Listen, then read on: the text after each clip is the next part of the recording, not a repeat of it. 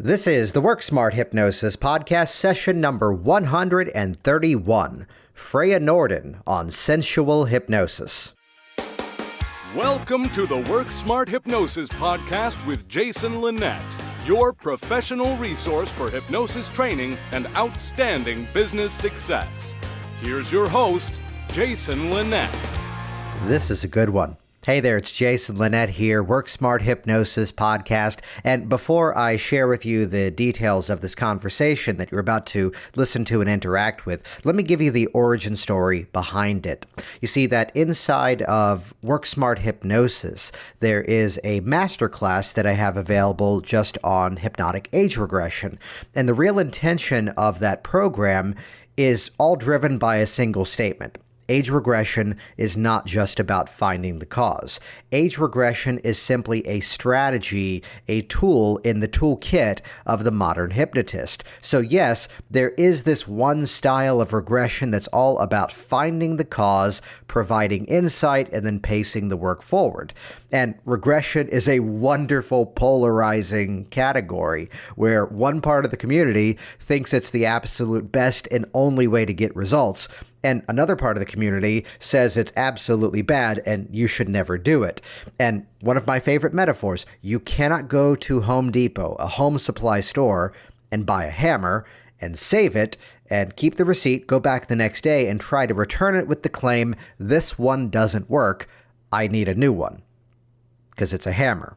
And the hammer is only as good as you put it into use. So on that same token, the technique of regression is only as good as you put it into use. And inside of that age regression masterclass, which, by the way, you can check out by heading over to worksmarthypnosis.com/regression. That'll bring you to the page with the details of that online instant access master course. There's just a simple anecdote that I just mentioned as an offhand statement around using regression to work with specifically a man having issues with intimacy to regress him back into a positive sexual experience, draw out that mindset, draw out that physical ability, and then bring that into the situations that he's currently having some challenges in. And inside of that, that's when I get a wonderful message from Freja Njorden. She's located up near Toronto, Ontario, up in Canada, and it begins a bit of a conversation that I immediately paused and goes, let's turn this into a podcast session. Freja Njorden, again, she's up around Toronto, Ontario, up in Canada, and you can check out her website, thesensualist.org. And I've shared this dialogue here on this program before.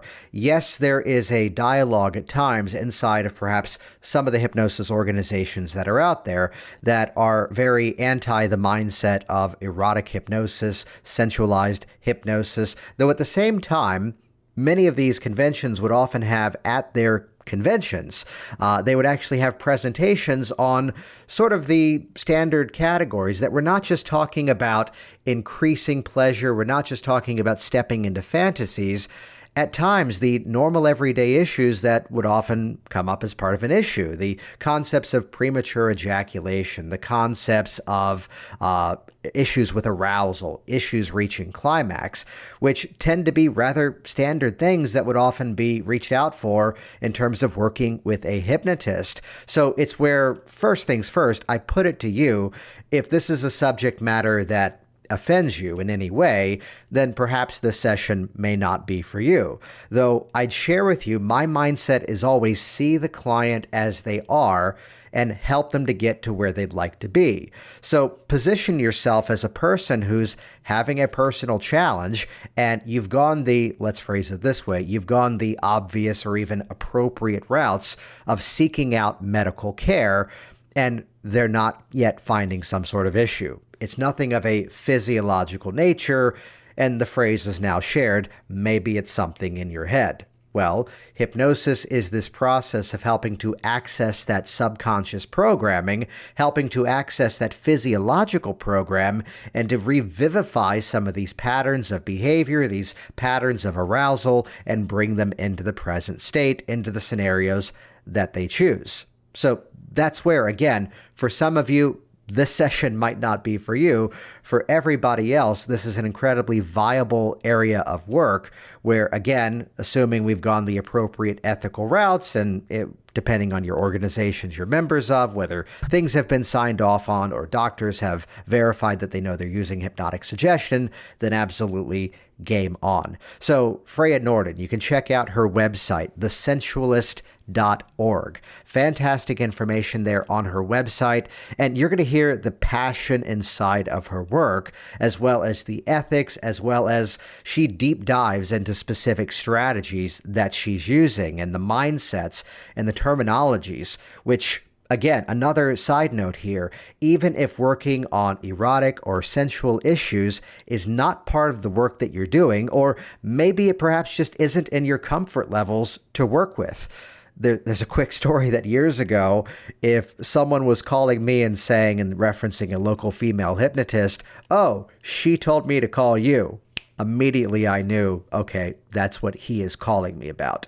So even if it's not your interest, listen to this one. Listen through this conversation here, because we're going to be constantly mapping across that the same strategy that Freya and I get into conversations around involving sexual issues, well, it turns out those are the same strategies for improving confidence, working with the athlete to really step into their game, working with the performance artist to really step back into the passion for playing the piano and performing.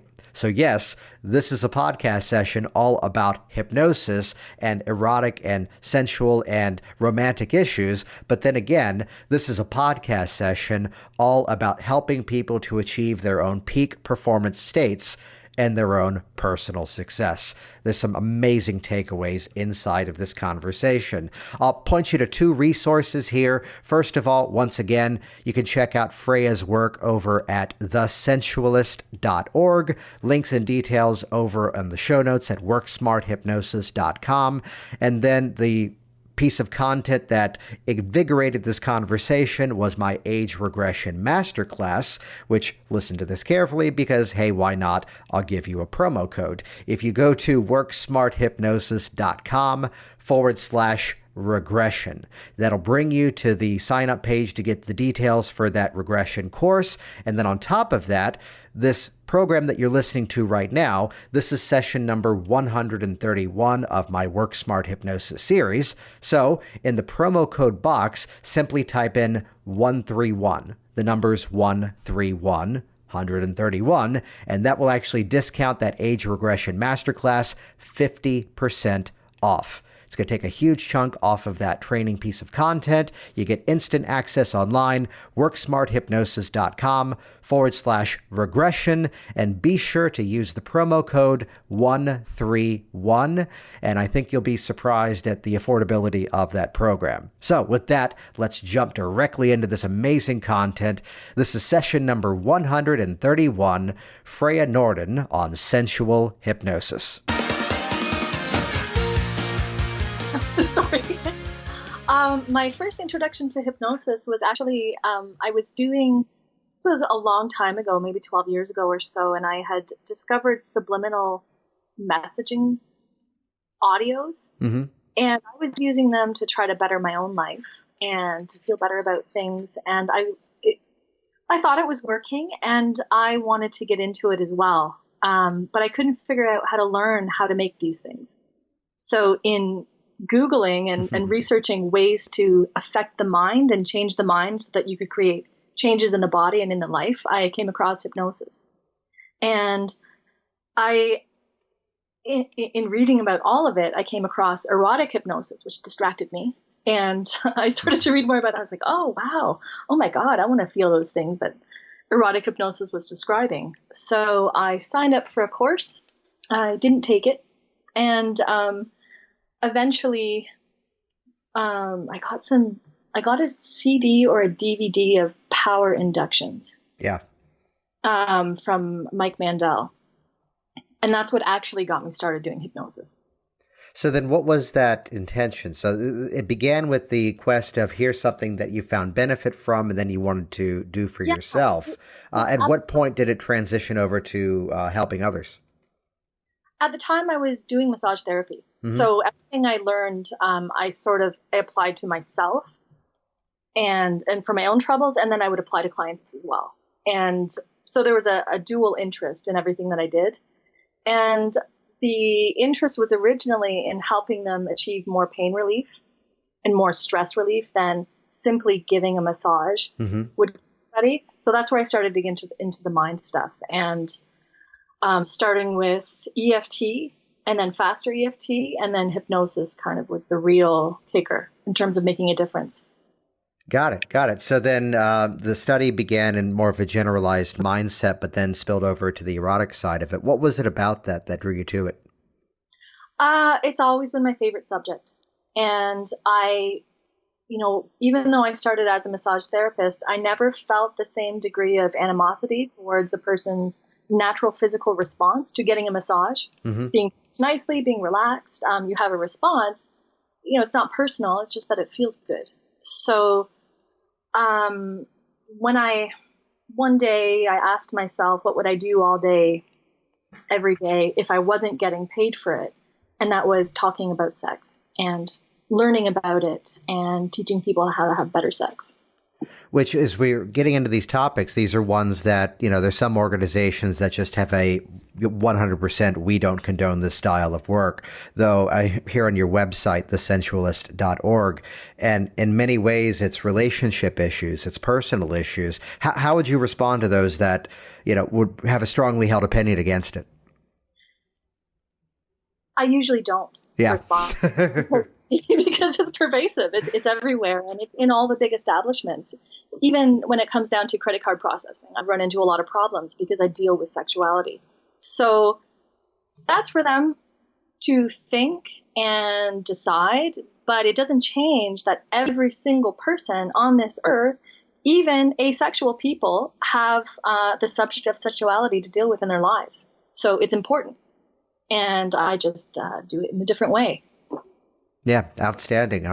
So then let's rewind the story then, really fast forward it in this case. Someone is coming into your office, or even a couple is coming to your office. How does that process usually take shape with you?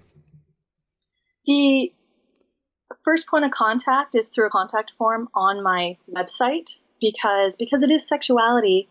There's a lot of people contacting me that I really don't want to see, I don't want to talk to, I don't want to engage, because they're wasting my time. They're not wanting what I'm willing to give or to do for people. So the contact form filters out all of that. And, they just say who they are.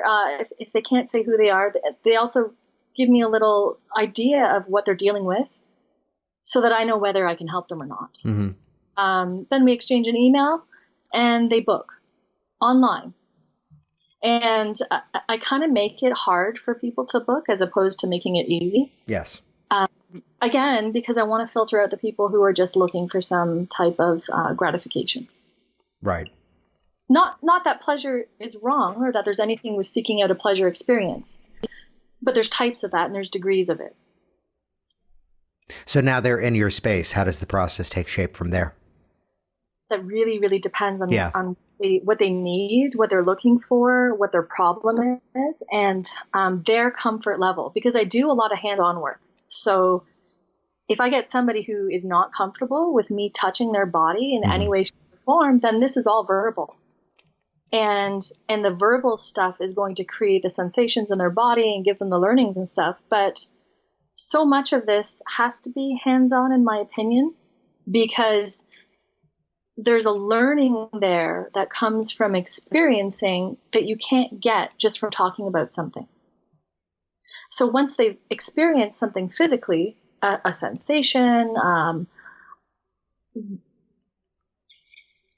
the release of their inhibitions and this sort of understanding, this is what my body is really capable of. And I can do it myself. It's not dependent on reacting to something that somebody else is doing. Once they get that, they can take that home. So then inside of that process, how are the hypnosis techniques, how are the EFT strategies and anything related fitting into that? Well, before getting into hypnosis, there was a lot of sexual study that I did, and I realized that so many of the techniques are all just hypnosis. Everything is hypnosis. Everything. From even something as simple as giving and receiving sexually within a relationship. So if you really want to be a good giver sexually, then you do exactly the same thing that a good hypnotist does. You pay attention to your subject, who is your partner, and you respond in every single moment to the nuance, to the different changes in their body and their physiology. And you're also in uptime. So it's this dynamic feedback loop between you and the person who is receiving what you're giving to them. And the same thing happens if you're the one who's receiving, or the bigger receiver of the two, because both of you are receiving when something like that is happening. If you're a receiver, you're going into trance. And the deeper you go into trance, the more you're going to feel in your body. So it's kind of following a similar story that, most people in some sort of training, whether it's, let's say, hypnosis or NLP, it's a common bit of feedback that someone's going, wow, I was already doing this. Now I'm just learning how to do it on purpose. Exactly. And it's doing it on purpose that is the point. Because with couples, people seem to think that sex is supposed to just happen and desire is supposed to just happen naturally. It does in nature. It does when you're being exposed to novel mates and buying into this whole mating protocol. But the people that I'm seeing are people who want to be in their relationships. Mm-hmm. So they're missing that part. And now they have to deliberately create the types of experiences that they want with each other. And if I were to simplify it, it's really just teaching them how to do trance with each other. So then how much of the work that you do is, let's say, one-to-one versus here's a couple within your space? A lot more one-to-one. Even when I'm seeing a couple, I usually see them separately as well, because we hide things from our partner. And a lot of times a woman isn't going to say the same things to her husband that she's going to tell me about him and her response to him. So a lot of times I act as a translator. First of all, for her, because she has a lot of misconceptions about his intentions. And secondly, for him, because a really big problem, a really common problem, is that women are unable to communicate their sexual needs. So they do a lot of enduring, enduring different types of touch, and things aren't really the way they could be, but they're not saying so. And if they are, they're not saying so in a way that the man can receive and interpret and turn into action that works for the two of them. So if I get her on the table, for example, and we go through the whole learning sequence of touches on her body, and I'm able to verbalize to the male what she's saying and give her new words so that she can use new words for the man to act on. Mm-hmm. And vice versa. But it's more often that than the other way around. I think men are usually not quite as difficult. Yeah. No, in terms of, again, the clarification, I love the mindset that at its core, we always come back to communication, whether it's the verbal communication, the physical communication, or even the unconscious processing of that communication, that we're helping that mindset to communicate in a much more direct way of, this is the actual sensation, this is the actual outcome, this is the actual feeling. Oh, yeah. Well, also, most people kind of operate from this model of, okay, first is foreplay, then there's intercourse, and then there is, they say orgasm, I'm just going to call it release, because I don't think that orgasmic release necessarily is the whole orgasm, and I think you can have orgasms without the release and blah, blah, blah. But it's not, but there's missing a step. The first step is getting into state. Once you're in state, in trance, in the sex trance, I call it the sex trance when I'm teaching, then you're receptive to the touch that your partner's giving you. Because without that, a woman can spend 2 hours thinking about things that she's angry at and stuff she's annoyed at and kids and all kinds of things and not feel a single thing that her partner's doing or to find it actually annoying. But if she gets into state first, gets into her sex trance, then she can translate all of the touch into things that turn into ecstasy. and into things that actually build her arousal or his arousal, because men who have erectile dysfunction do that same thing. They've got the things mulling around in their head. And the other part with that is you turn the touch, you give them the ability to more clearly have submodalities. Mm-hmm. So you're not just feeling this, you're actually seeing the sensation as the color on the surface of the skin, but then also inside the body. And then you expand that, you make it move, you turn it into different things and bring it all over your body so that you create this enormous, all-encompassing, full-body experience from just a little bit of touch. What I love about what you just mentioned is it's that same mindset that someone often, let's just say, going through a hypnosis training would go through that, here are the specific steps. Okay, first there's the contact, then there's the foreplay, then it has to be this step to the same conversation of, okay, now that I've done my induction, I can now do deepeners. Now that I've done that, I can now actually talk about why you're here. It's that similar mindset of, and I love the connection of the intimacy of just the hypnosis session, that we're blending the entire experience together to always achieve that state. And by doing so, really connect with that result, really get into the kinesthetics of the change too. Mm-hmm. And it's necessary because without it, people often in long-term relationships have really bland, unsatisfying sexual experiences when they're remaining with their partner without outside influence. Mm-hmm. So to me, it's one of the most important parts of long-term sex. Got it. So then is this the pure style of work that you do, or do you find at times the, quote, standards would come in for hypnosis, the weight loss, the quitting smoking, or is this truly that specialty for you? I really just work with sexuality. Mm-hmm. So a lot of different types of sexuality, not just that one example that I gave, but it's all in the sexual sphere. One of the easiest things that I would do would be premature ejaculation. That's really easy to overcome with hypnosis. Yeah, and I was on your website too. Again, it's the website is thesensualist.org, and see that you've done some work specifically with people who are transgender. And I love the concept you've got here. This subject could be an entire website to itself. I've had some experience working with people from that community too. What would often be the mindset of the one coming in with that as part of their background? Well, this subject matter surprised me and is a lot of fun because there's a whole gamut from people who would consider themselves to be straight males in a normal married to a female who want to develop and experience themselves as a female.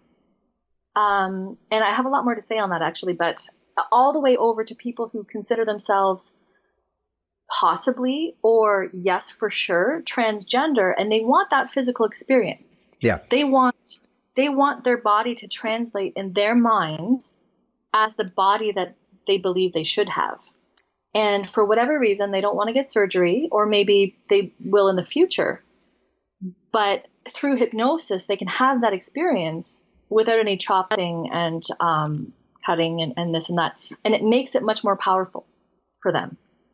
So they feel their breasts, like they feel the weight of the tissue on their chest, and they're experiencing their internal organs. So the male prostate is analogous to the female G-spot. They're feeling their prostate as a G-spot. It's not, it's a different part of their body, and that's what it is in their minds when they're feeling the sensation. Yeah, I'd share that a few times over the years. I've had someone call, and it's that moment where the procedure is scheduled, and the question was, I need to do something to confirm yes or no, this is the direction that I'm going. And it's always from the mindset of, to be on the ethical side of it, it's not my position to tell you, yes, you should, or no, you shouldn't. However, through some deep trance work, we can get you to those places where you can make some assessments for yourself. Has always been that dialogue. Exactly. For example, one client that I have who started off wanting to experience himself as a woman. and for an hour. And then it turned into he wanted to remain a woman for the whole weekend. And then really, really developed not just the body, but the personality of the woman that he becomes has a completely different personality, different thoughts, different desires, different wants. There's no cross-gender attraction. So as a woman, she's still attracted to females.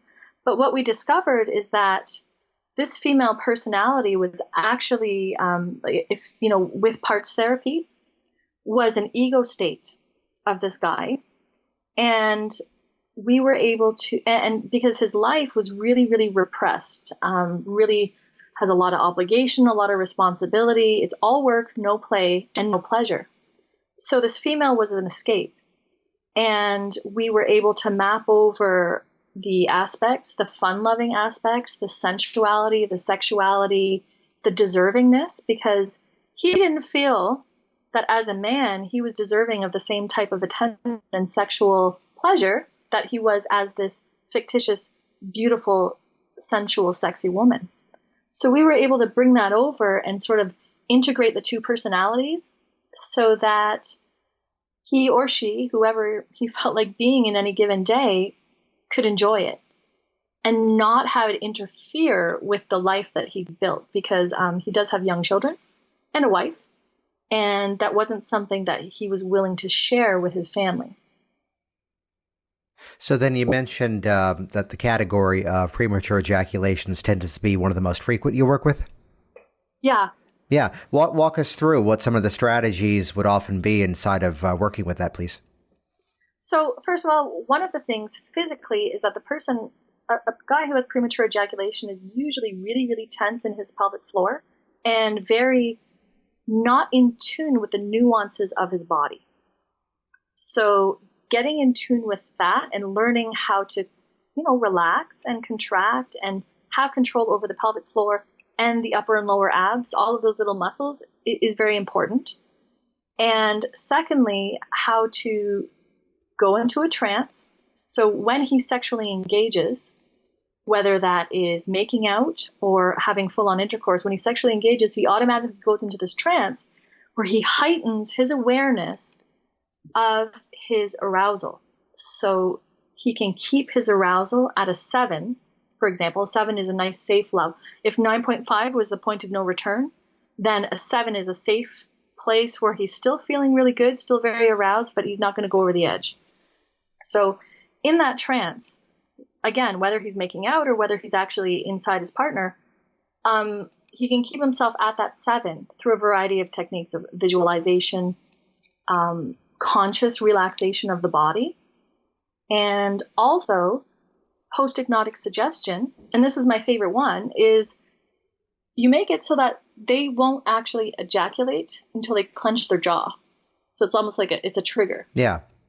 And they can do all kinds of things. They can be as aroused as they want to be aroused, but the trigger is not going to be pulled until they clench their jaw, which isn't stupid, like trying to press a button on your forearm. And then they can release. And that helps them.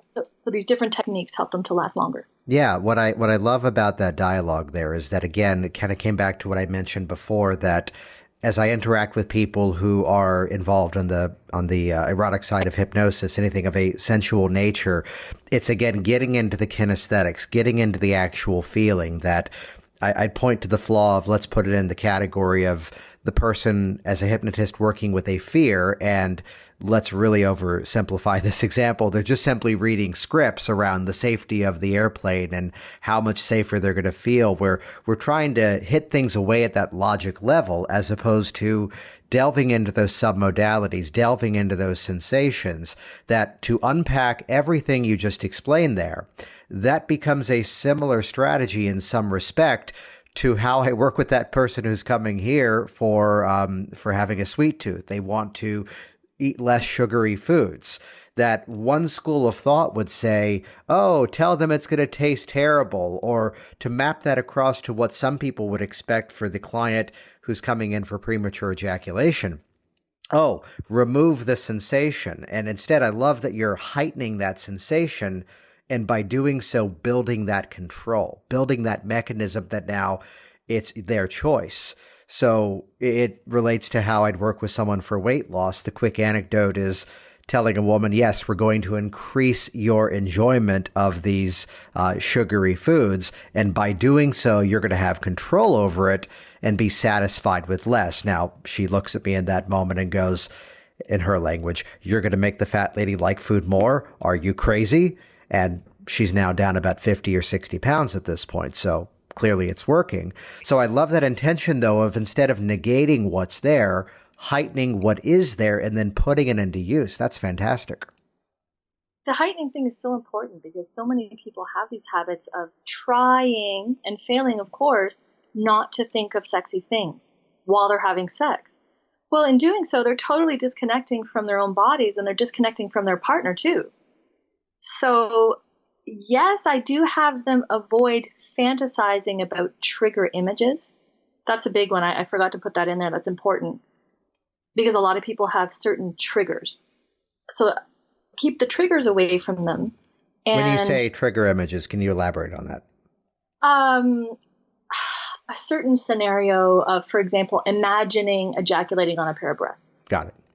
That a positive image as opposed to the old, just think about baseball. Yeah. But so that's a thing that would send them over the edge normally. And that's the type of thing that they're attracted to start thinking of once they really get going and they really get aroused. So I have them focus on their body instead of focusing on their trigger fantasies. And another part of this is really, here's another thing that's a little bit different about my erotic hypnosis than other people's is I don't put people into their fantasies because I think that a lot of our problems, our sexual problems, are because we spend too much time in our heads and too much time thinking, too much time fantasizing, and not enough time and awareness. And I guess awareness is really the word of what's happening in the body. So bringing them out of the head and into the body instead of creating new fantasies for them to disassociate from their partner with. Which again, I mean, the working definition of trance that I would often use is just that simple moment where the internal focus carries more meaning than the external focus. So bringing that attention back into the body. And again, I love the mindset of bringing in that control and calibrating the specific measurements to it and then giving the trigger and moving forward. Are there any other specific categories that you tend to see a lot of work within?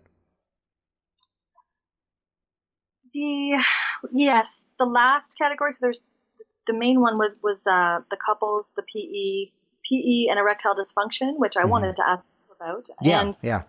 And one is women and their real or perceived problems about their sexual response. So it's very common for a woman to say, I can't orgasm with a partner, or I can't, it takes me this long to have an orgasm and it's really frustrating, or I just don't feel much pleasure in my body. So that's another category of people that come in for work.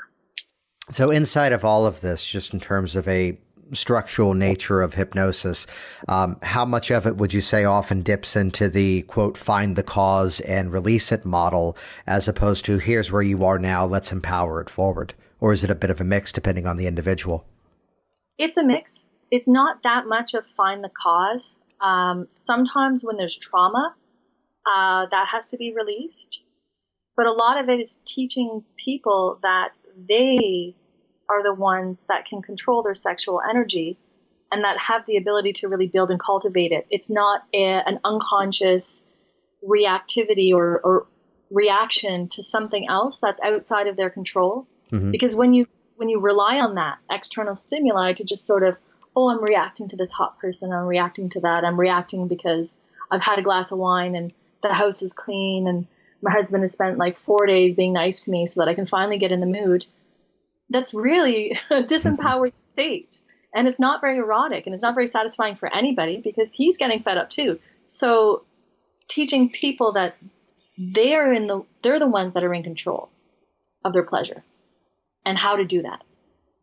Got it. Got it. So this interaction came about from something you'd interacted with inside of some of my training material. Though before we kind of go into that topic, there's a category of working with clients that respectfully, I dislike this, though I find it's really empowering. And what I'm getting at is that, quote, it's always the same old thing. Yes, there's always exceptions. And here's some examples of it, which would be I see a lot of teenage gymnasts as clients, and the phone rings, and without fail, it's a fear of flipping backwards. I work with the baseball player, and assuming they're a batter, it's the fear of being hit by the pitch. It's the person coming in to quit smoking, and I find out that the spouse, the baby, is on the way, and he's here in the office, and you fall into some routines. Do you tend to find that there's some similarities in terms of at least the foundation of the expectation going into with process with any of these clients? No, not yet. Yeah. I think that because the sexuality arena is not very accepted, that there's a lot of differences for me. So I get a huge variety of clients and needs. And the only thing I would say that would maybe sometimes fall into a routine is if somebody has been seeing me for a very long time, and they're coming specifically for their own stress relief and pleasure experience, because in the hypnotic process, they're feeling things that they've never felt before, and it's great. And sometimes they get into this, I'm going to call it a rut, because I like it, but it's, oh my God, it was so great, and every time is better, and I can't wait to see what you come up with next. And I'm like, okay. Okay. Top that one. Take a little break and start integrating this into the real world, because I feel like I'm being used as a crutch at that point. Yeah. Yeah. So it always comes back to empowering the individual. Yes. Yeah. There's a pattern that I often see in any kind of peak performance work where sometimes it does begin with the, I'm going to help you to create the sensation. I'm going to help you to create this empowered state of mind. And then once it's at its peak, there's the transfer back to the individual. So it builds that independence within the client rather than the dependence back upon the practitioner. Yes. And that's really, really important, because I think once you start building dependency, that's when it becomes unethical. Yes. Absolutely. Absolutely. So we were chatting by way of email, then Facebook Messenger of a couple of certain issues.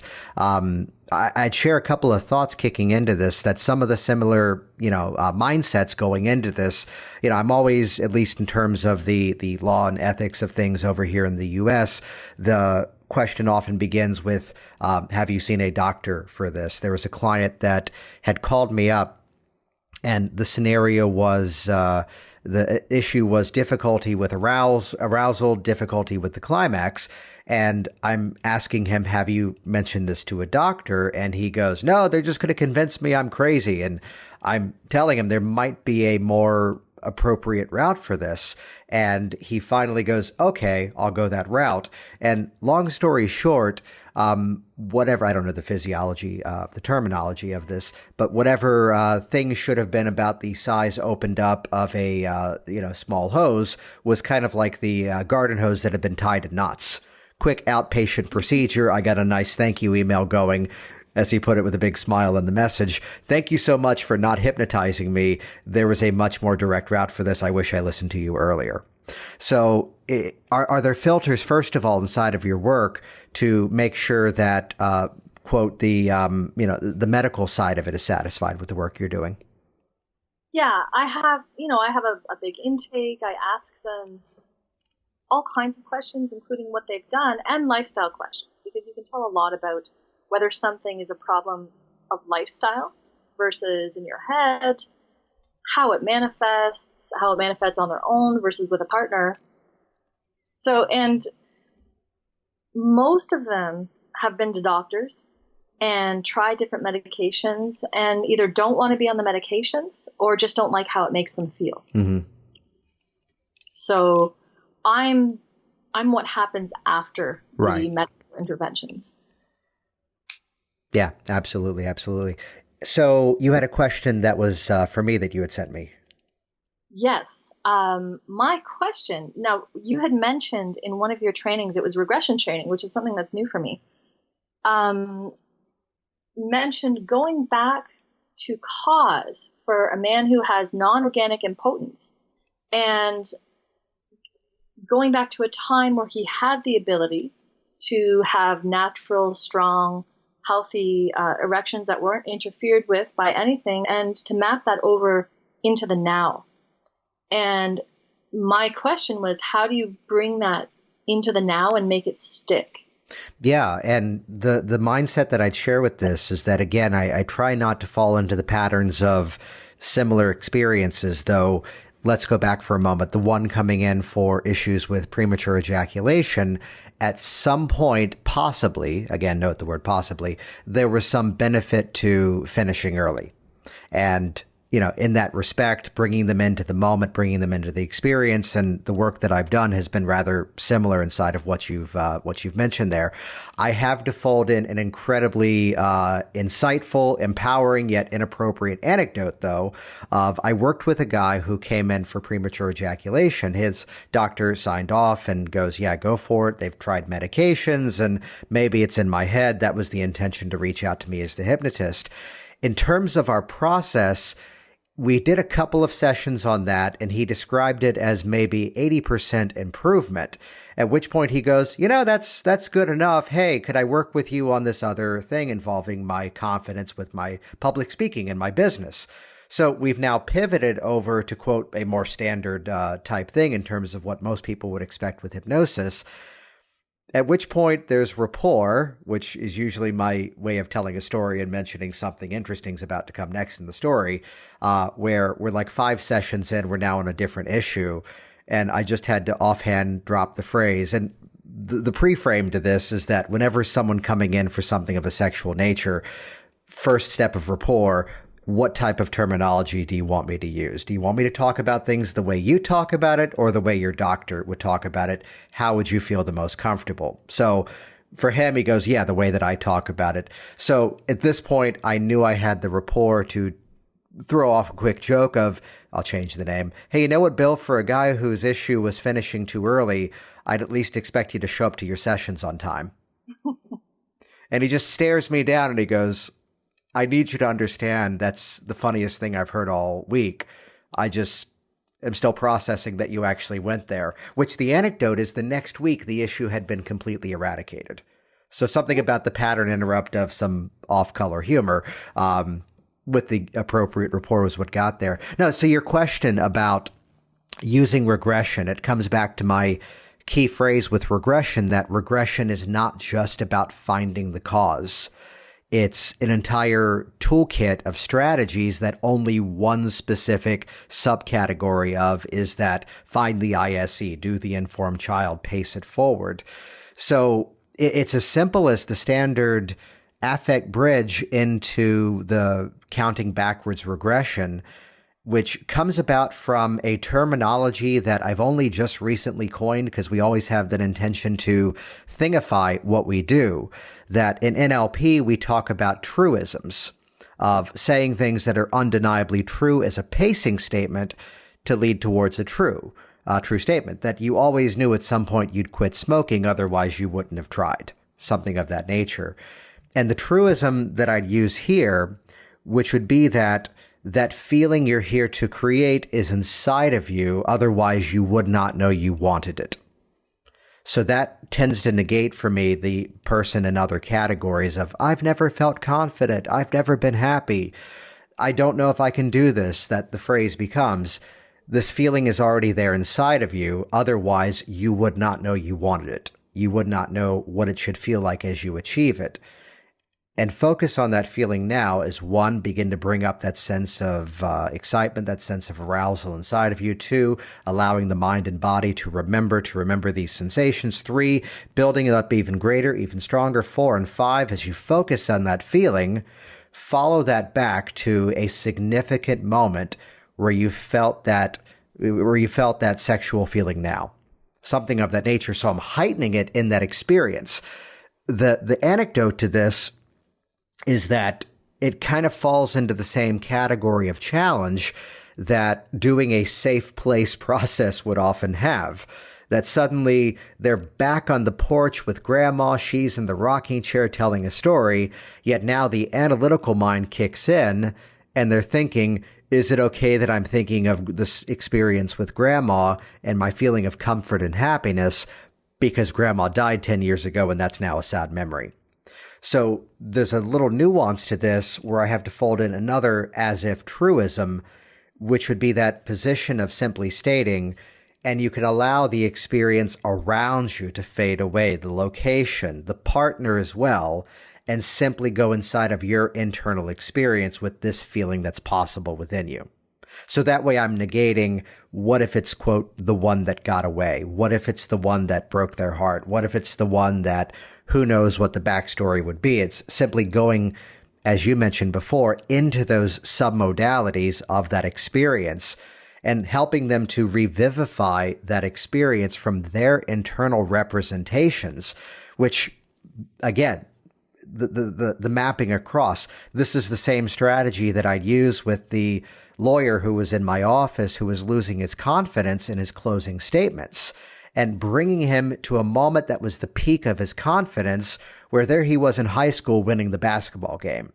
Here's the moment where someone is wanting to increase their drive towards exercise, and here they are revivifying back to the moment as a kid, and they're running out in the field for hours and hours playing soccer and having a great time, and they weren't yet labeling that as exercise.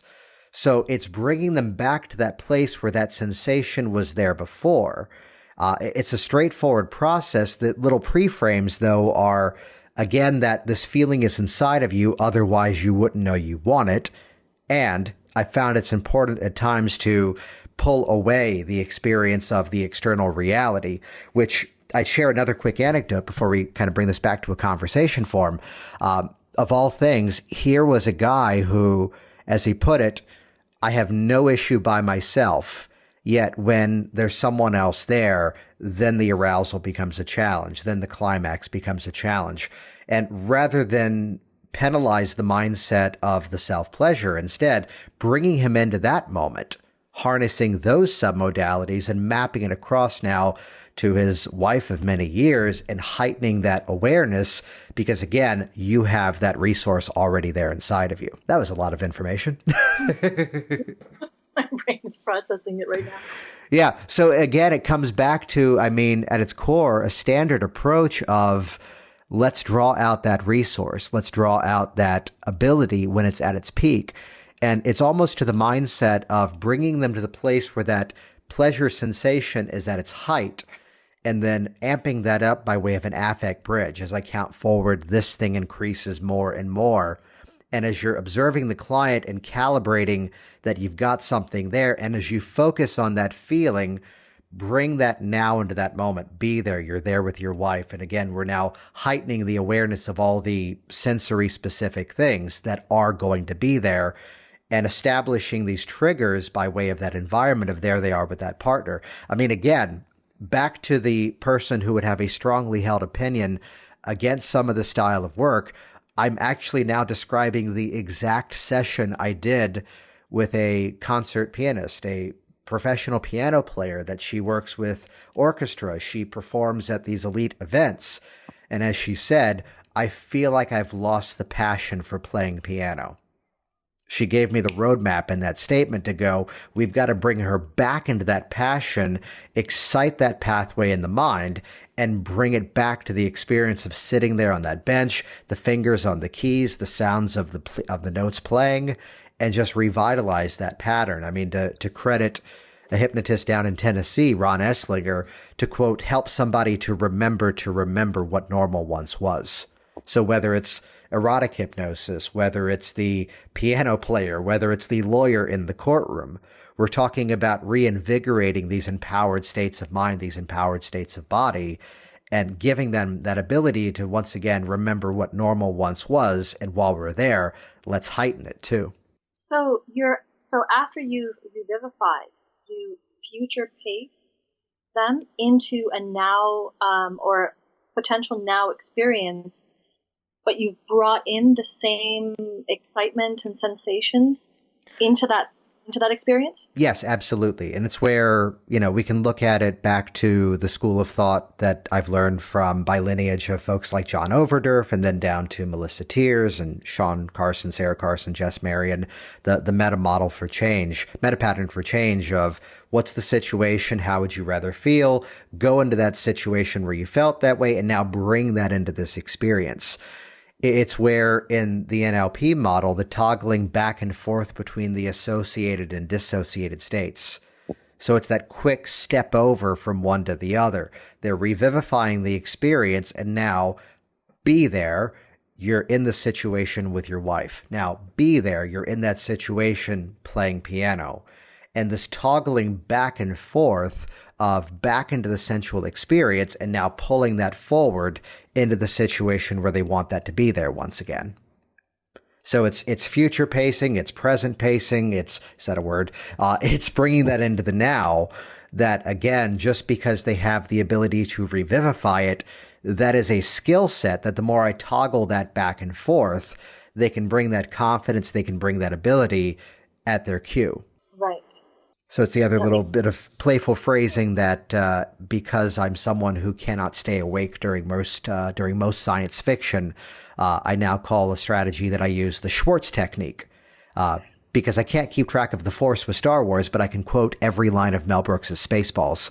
The Schwartz was always strong with this one. That as soon as we've established an anchor or a trigger, we should also then establish the ability for the need for that to completely fall away, because the Schwartz was always strong within you.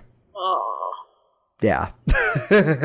Is that helpful? Yes, it was extremely helpful. And actually, now that you said all of that, I was already doing that with my gender bending clients. I somehow hadn't translated that properly into the organic or inorganic impotence procedure that I had been working with. So that was wonderful. Thank you so much. Yeah, absolutely. Absolutely.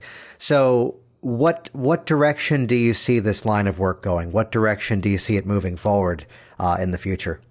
I see a lot more people using it and being comfortable with the subject of sexuality, because one thing I've noticed right now is how many, for example, female hypnotists, when they have inquiries, there's a lot of fuss and flurry and, oh my God, he said that word to you. And there's a lot of negativity around people who have sexual requests. And I'm talking for help. I'm not saying, oh yeah, will you say something erotically provocative to me on the phone? So I think that it will be a bigger thing in the future for more people as it becomes normal. And it's the same process that I'm using for other people, and in different categories, I'm just using different words and referring to a different part of the body. So that's one thing. And for myself, I really like the couples work. I find it really satisfying. So I'm working on some projects now to have a specific project for couples to make love better and get involved with them that way. Outstanding. So, Freya, where can people find out about you online? The best place is on my website, www.thesensualist.org. And feel free to send me a message or contact me on Facebook. My Facebook is Freja Njorden. And I'm happy to receive any messages. Outstanding. It's been wonderful having you on here. Thanks for having me, Jason. Absolutely. See you soon. All right. Take care.